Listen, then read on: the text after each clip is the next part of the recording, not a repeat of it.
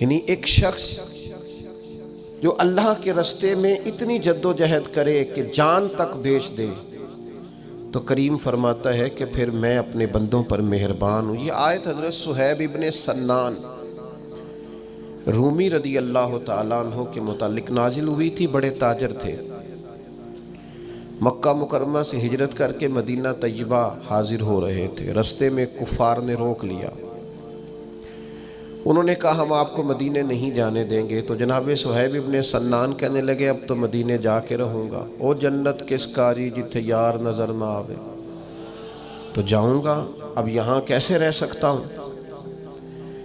انہوں نے کہا کہ ہم تو آپ کو کسی صورت بھی مکہ مکرمہ کی حدود سے نہیں نکلنے دیں گے۔ تو جناب صہیب ابن سنان نے بڑے اطمینان سے، جن لوگوں کے پاس کوئی مستقبل ہوتا ہے اور کوئی نظریہ ہوتا ہے، اور جن کے پاس کچھ عزائم ہوتے ہیں، کچھ مقصد زندگی ہوتا ہے، وہ بڑے بردبار لوگ ہوتے ہیں، ان میں بڑا تحمل ہوتا ہے، ان لوگوں کے اندر بلا کا اطمینان ہوتا ہے۔ حضرت صہیب رضی اللہ تعالیٰ عنہ فوراً کہنے لگے بھائی میری آنکھیں پڑھ لو، چہرہ دیکھ لو، اور میری گفتگو کے اندر جو باکپن ہے اسے ملاحظہ کر لو، مدینے تو میں جا کے رہوں گا۔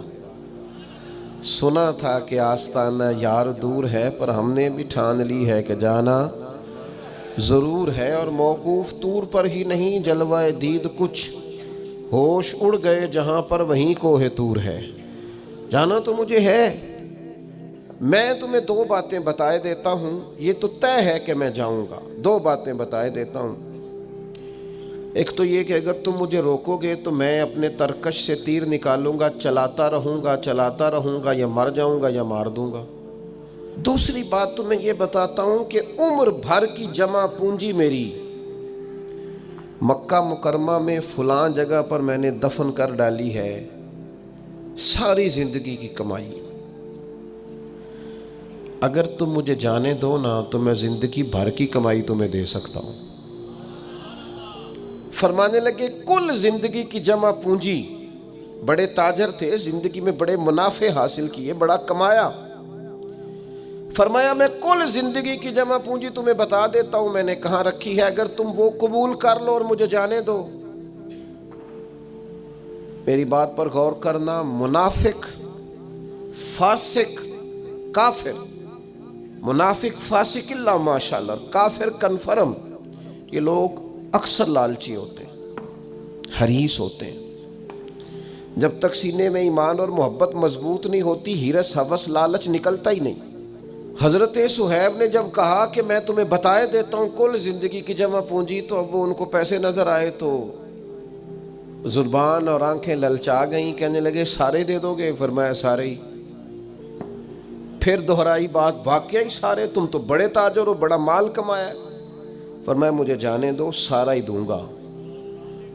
حضرت سیدنا صہیب ابن سنان سے انہوں نے کہا پھر ایڈریس بتا دیں کہاں دبایا ہے مال۔ فرمایا فلاں جگہ فلاں کونے میں نے گڑھا کھود کے مال دبایا، وہ تمہارا، مجھے مدینے جانے دو۔ قربان جائیں، ساری زندگی کی جمع پونجی دے کے نہ تو حضور کے مدینے پہنچ گئے، کل زندگی کی جمع پونجی دے کے مدینے پہنچ گئے، اور جب سرور کائنات کی بارگاہ میں پہنچے نا تو بتانا کچھ بھی نہیں پڑا۔ خیال آیا مسلمان نیک و بد پہچان جاتے ہیں، محمد آدمی کے دل کی باتیں جان جاتے ہیں۔ حضرت صہیب کہتے ہیں میں جیسے ہی کریم کی بارگاہ عالی مرتبت میں پہنچا، حضور مسکرا کے فرمانے لگے صہیب زندگی میں بڑے سودے کیے، بڑی تجارت تم نے کی اور بڑے نفع اٹھائے، پر جو سودا آج کر کے آئے ہو نا، یہ بڑا ہی نفع والا کیا ہے، بڑا ہی، یعنی کل زندگی کی جمع پونجی دے کے مدینے والے کا مدینہ خریدا، مدینے کا سفر خریدا۔ فرمائے اب جو تم نے تجارت کی ہے بڑی اعلیٰ ہے۔ حضرت صہیب پہنچے، حضور نے بیان کیا تو اللہ نے یہ آیت نازل فرما دی۔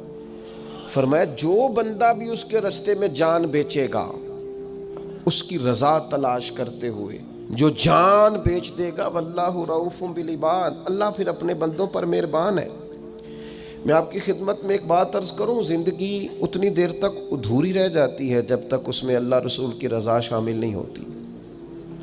آپ کہیں بھی ہیں، آپ کوئی بھی ہیں، آپ کسی مقام پر بھی ہیں، آپ کوئی بھی دینی کام کرتے ہیں، دنیاوی کرتے ہیں، اگر اس کا تعلق صرف حرص سے، ہوس سے، لالچ سے، شہرت سے، ناموری سے، تو آپ کا وقت بھی بیکار جاتا ہے۔ آپ جو کر رہے ہوتے ہیں وہ لوگوں کے لیے بھی تکلیف کا باعث ہوتا ہے اور آپ کے اپنے لیے بھی وہ آزمائش ہوتی ہے۔